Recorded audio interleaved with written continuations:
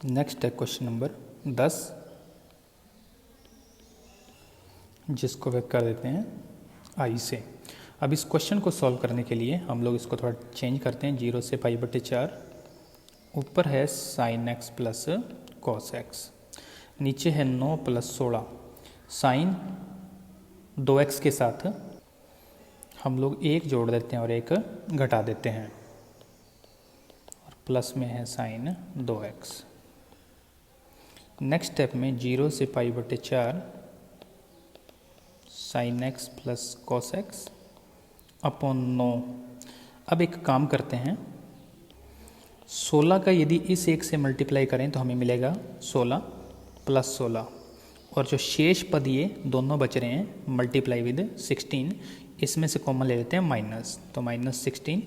यहाँ पर बन जाएगा +1 और यहाँ पर बन जाएगा माइनस साइन 2x और ये dx। ऐसा हम इसलिए कर रहे हैं क्योंकि 1 माइनस साइन 2x से हमारा अभिप्राय बन जाएगा sine x minus cos x का होल स्क्वायर, और यदि मैं sine x minus cos x का अवकलन करूं तो बन जाएगा cos x plus sine x, जो कि इसके अंश में मौजूद है। तो इस प्रकार इसको हल करने के लिए हम इसको आगे और करते हैं सॉल्व, तो बन जाएगा 0 से π/4, ऊपर वाला पद as it is with dx upon 9 और 16 मिलके बना देंगे 25, माइनस 16 गुना में इस पद के स्थान पे लिख देते हैं sine x minus cos x का होल स्क्वायर। अब हम लोग इसमें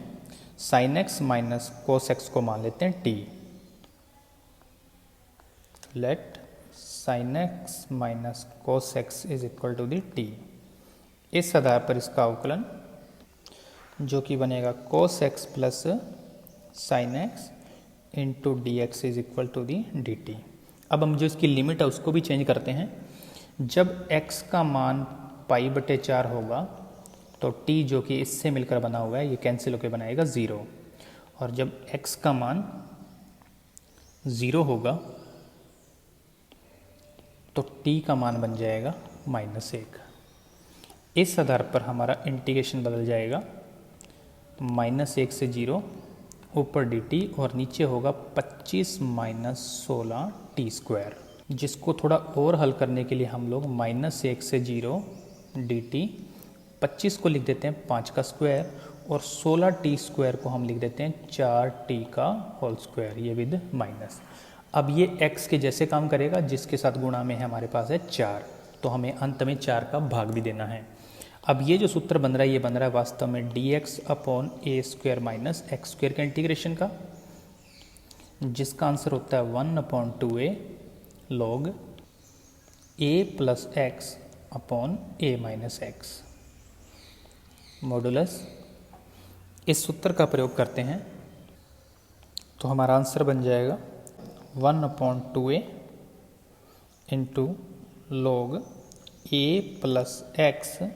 upon a minus x with in the mode, और इसके बटे में जो हम भाग लगाएंगे वो लगाएंगे 4 का, और इस पर अप्लाई करेंगे लिमिट -1 से 0, जिसको और आगे हल करें तो बाहर बन जाएगा 1/40।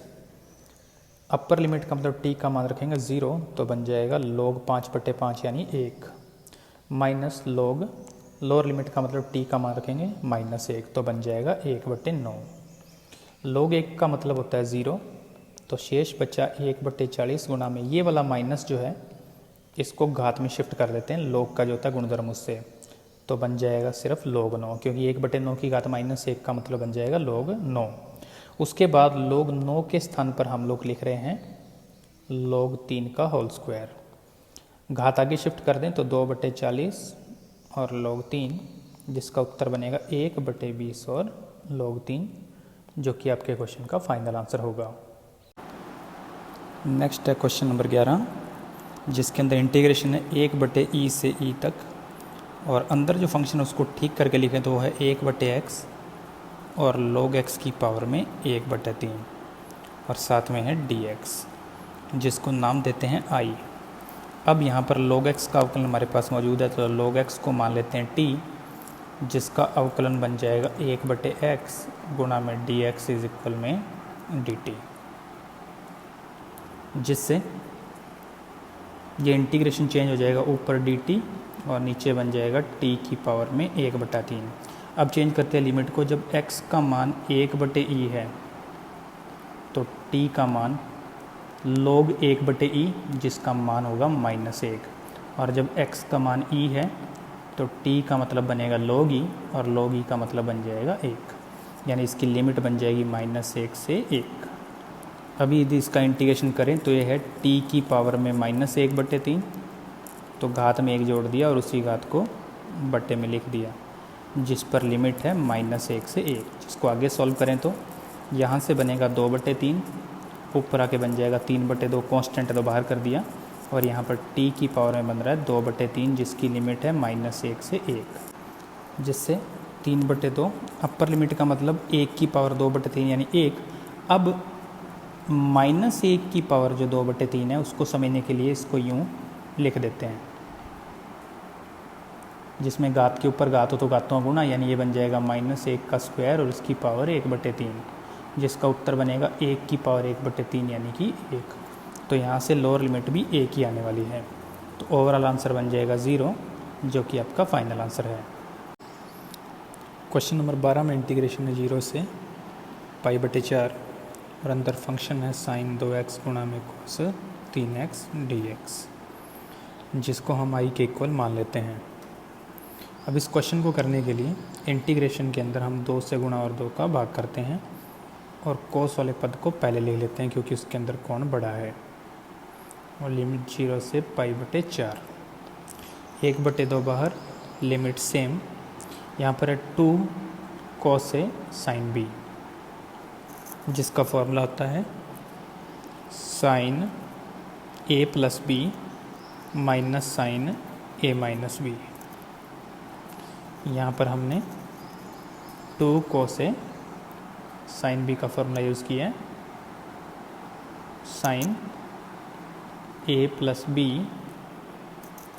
Minus sin a - b। Next step में 1/2 बाहर, साइन का इंटीग्रेशन बन जाएगा माइनस कोस, और x के साथ गुणा में 5 है तो 5 का लगा दिया भाग,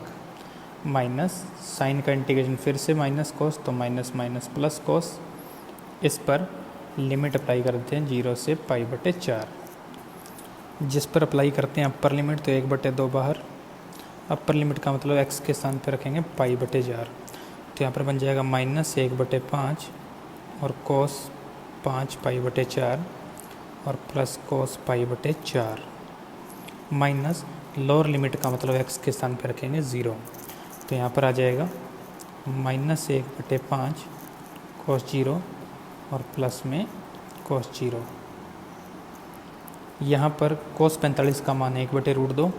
और कोस 5 π/4 का मान आएगा -1/√2, तो माइनस माइनस बन जाएगा प्लस। कोस 0 का मान 1 और यहाँ पर कोस 0 और -1/5 मिलकर बना देंगे -1/5। तो नेक्स्ट स्टेप के अंदर हमारे पास उत्तर आएगा 1/2, 1/5 गुणा में 1/√2 प्लस 1/√2 माइनस -1/5 और प्लस में 1, जिसको हल करते हैं 1/2, इसको हल करने पर आएगा 6/5√2 और इनको हल करने पर आएगा 4/5। यहाँ माइनस होने की वजह से बन जाएगा -4/5, जिसमें 1/2 का गुणा अंदर कर दें तो हमें प्राप्त होगा 3/5√2 माइनस 2/5, जिसमें से कॉमन आ सकता है 1/5, तो शेष बचेगा 3/√2 और माइनस में 2, जिसका एलसीएम लेने पर बन जाएगा 1/5, 3 माइनस 2√2 और बटे में √2, जिसके अंश और हर में √2 का कर देते हैं गुणा, जिससे ऊपर बनेगा 3√2 माइनस 8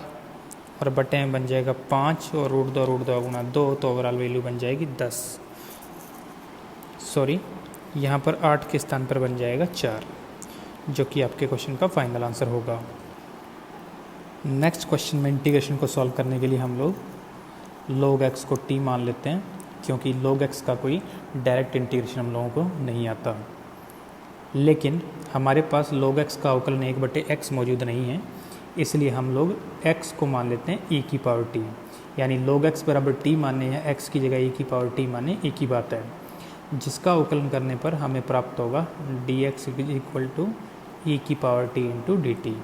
और जब x का मान e होगा तो t का मान बन जाएगा 1, और जब x का मान e स्क्वायर होगा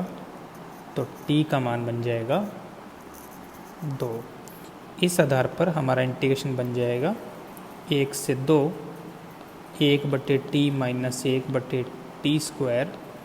इंटू ई की पावर t और dt। ये 1 से 2, जिसके दो पार्ट में यदि हम चेंज करें e की पावर t से गुणा करके तो बनेगा 1/t इंटू ई की पावर t dt माइनस 1 से 2 1/t स्क्वायर इंटू ई की पावर t और dt, जिसमें 1/t का अवकलन बनेगा माइनस 1/t स्क्वायर। इसलिए हम इस पार्ट को हल ना करते हुए पहले पार्ट को इंटीग्रेशन बाय जो पार्ट्स है उससे हल करेंगे, जिसमें ये फर्स्ट फंक्शन और ये सेकंड फंक्शन। तो नेक्स्ट स्टेप बन जाएगा फर्स्ट को छोड़कर सेकंड का इंटीग्रेशन माइनस सेकंड को माइनस इंटीग्रेशन पहले का अवकलन, पहला 1/t है जिसका अवकलन बन जाएगा माइनस 1/t स्क्वायर इंटू दूसरे का इंटीग्रेशन e की पावर t, और इसका फिर से इंटीग्रेशन dt। लिमिट है 1 से 2 और इसकी लिमिट भी बनेगी 1 से 2। माइनस में चल रहा है 1 से 2 1/t स्क्वायर इंटू ई की पावर t और dt। ये दोनों स्टेप बिल्कुल सेम है, कैंसिल कर दिए। शेष पर हमने लगाई अपर लिमिट माइनस लोअर लिमिट। तो हमारे को जब t का मान रखेंगे 2 तो हमें प्राप्त होगा 1/2 और ई स्क्वायर, और जब t का मान 1 रखेंगे तो 1/1 यानी कि 1 और e की पावर 1 का मतलब e। तो ओवरऑल वैल्यू हमें प्राप्त होगी e स्क्वायर बटे 2 माइनस e, जो कि आपके क्वेश्चन का फाइनल आंसर होगा। नेक्स्ट क्वेश्चन में हमारा इंटीग्रेशन है 0 से 1 x³ upon 1 minus x square का रूट और dx, जिसको नाम देते हैं i, और इसको हल करने के लिए हम लिख देते हैं 0 से 1 x² upon 1 minus x square का रूट इंटू x और dx, जिसमें एक्स स्क्वायर का अवकलन x हमारे पास है बिना कांस्टेंट के, तो हम इस रूट को ख़त्म करने के लिए 1 माइनस एक्स स्क्वायर को मान लेते हैं t का स्क्वायर, या यूँ समझें कि हम लोग एक्स स्क्वायर इक्वल मान रहे हैं 1 माइनस टी स्क्वायर, दोनों का मतलब एक ही है। तो इसका अवकलन करने पर हमें प्राप्त होगा 2x dx is equal minus 2t dt, जिसमें 2 से 2 हो जाएगा कैंसिल। जब x का मान 0 तो t का मान 1, और जब x का मान 1 तो t का मान 0। तो इस आधार पर हमारा इंटीग्रेशन बन जाएगा, जिसमें लिमिट बन जाएगी 1 से 0, और x dx के स्थान बन जाएगा minus t into D T, और 1 माइनस एक्स स्क्वायर का रूट बन जाएगा बटे में टी स्क्वायर का रूट, ऊपर बच गया एक्स स्क्वायर जिसका मान हम रख देंगे 1 माइनस टी स्क्वायर। अब यदि आप ध्यान से देखें तो टी स्क्वायर के रूट से टी कैंसिल, हमारा अगला पद बन जाएगा इंटीग्रेशन 1 से 0 टी स्क्वायर माइनस 1 और डी टी, जिसका इंटीग्रेशन करें तो टी स्क्वायर का बनेगा टी क्यूब बटे 3 और 1 का बन जाएगा टी, और लिमिट 1 से 0। अपर लिमिट का मतलब टी के स्थान पे 0 रखेंगे तो 0/3 माइनस 0, और लोअर लिमिट का मतलब टी के स्थान पर 1 रखेंगे तो 1/3 माइनस 1, जिससे हमें ओवरऑल उत्तर प्राप्त होगा 2/3, जो कि आपका फाइनल आंसर है। नेक्स्ट क्वेश्चन नंबर जो 15 है उसमें इंटीग्रेशन को सॉल्व करने के लिए पहले हम इसे दो पार्ट में चेंज कर लेते हैं। पाई बटे 2 से पाई, पहला पार्ट बनेगा 1/1 minus cos X D X, minus दूसरा पार्ट बन जाएगा पाई बटे 2 से pi, limit same, sine X upon 1 minus cos X, 1 minus cos X और डी एक्स, जिसमें फर्स्ट पार्ट के लिए हम लोग हाफ एंगल का फॉर्मूला यूज़ करते हैं इस पर। तो बन जाएगा 1/2 साइन स्क्वायर एक्स बाई 2 और डी एक्स, माइनस इंटीग्रेशन पाई बटे 2 से pi sine X upon 1 minus cos X और डी एक्स। जिसमें से 1/2 को बाहर किया, लिमिट है π/2 से पाई,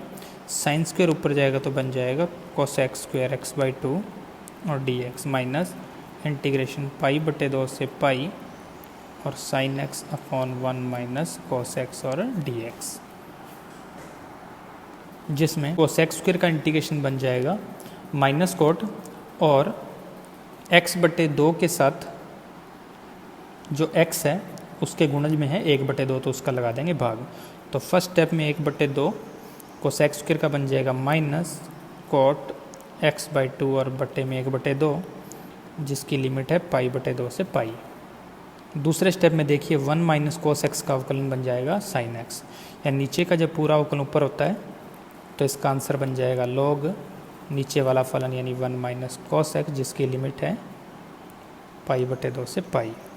अब इसमें 1/2 से 1/2 कैंसिल, माइनस को शिफ्ट कर देंगे बाहर, तो overall upper limit minus lower limit बन जाएगा, जिससे आगे चलने पर हमें प्राप्त होगा cot π/2 minus cot π/4, upper limit minus lower limit से, और माइनस जब हम रखेंगे अपर लिमिट इन कोस पाई तो कोस पाई का मान -1 तो बन जाएगा log 2 और कोस 90 की वैल्यू 0 तो बन जाएगा log 1। log 1 का मान होता है 0, तो ओवरऑल फर्स्ट स्टेप से बनेगा 1 और सेकंड स्टेप से बनेगा -log 2। यहाँ तक भी अगर आप छोड़ सकते हैं। नेक्स्ट स्टेप में 1 की जगह लिख दिया log e और शेष है log 2 जो कि बन सकता है log e/2 और ये आपका फाइनल आंसर होगा। नेक्स्ट क्वेश्चन नंबर 16 में इंटीग्रेशन है 0 से π/4 dx अपॉन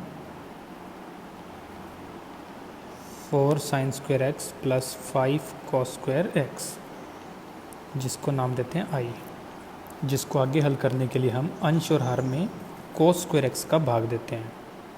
तो ऊपर dx या 1 समझूं तो उसमें cos स्क्वायर x का भाग देने पर हमें प्राप्त होगा sec स्क्वायर x, 4 और sin square x, 4 constant sin square में cos स्क्वायर का भाग दिया तो बन जाएगा tan स्क्वायर x प्लस 5 और cos स्क्वायर में cos स्क्वायर का भाग दिया तो 1, ओवरऑल साथ में dx। अब यदि हम ध्यान से देखें तो अगर हम यहाँ देखते हैं यहाँ पर है tan जिसका अवकलन होता है sec स्क्वायर x, तो हम यहाँ पर tan x को t मान लेते हैं, जिसका अवकलन करने पर sec square x dx equal बन जाएगा dt। जब x का मान 0 तो t का मान tan 0 से 0, और जब x का मान π/4 तो t का मान बन जाएगा tan 45 से 1, जिससे नेक्स्ट हमें प्राप्त होगा i इज इक्वल लिमिट 0 से 1 ऊपर dt नीचे 4t स्क्वायर प्लस 5, जिसको हल करने के लिए हम लिख देते हैं 0 से 1 dt अपॉन 2t का होल स्क्वायर प्लस √5 का स्क्वायर, जो कि वास्तव में dx upon x square plus a square के इंटीग्रेशन के जैसा है, जिसका आंसर होता है 1/a tan inverse x upon a। इस सूत्र का इस्तेमाल करें तो यहाँ पर बन जाएगा 1/a into tan inverse x upon a। लेकिन एक बात ध्यान रखिए, इसमें गुणा में x के साथ 2 भी है तो इस 2 का भाग लगाएंगे, बाकी पे लिमिट लगाते हैं 0 से 1। नेक्स्ट जब हम इसमें लिमिट यूज़ करेंगे 1/2 √5, अपर लिमिट का मतलब होगा t का मान 1 रखना, तो यहाँ पर बन जाएगा tan इनवर्स 2/√5। लोअर लिमिट का मतलब t का मान 0 रखना, जिससे बनेगा tan इनवर्स 0 जो कि 0 होता है। तो ओवरऑल आंसर यही बनने वाला है और यही आपका फाइनल आंसर होगा।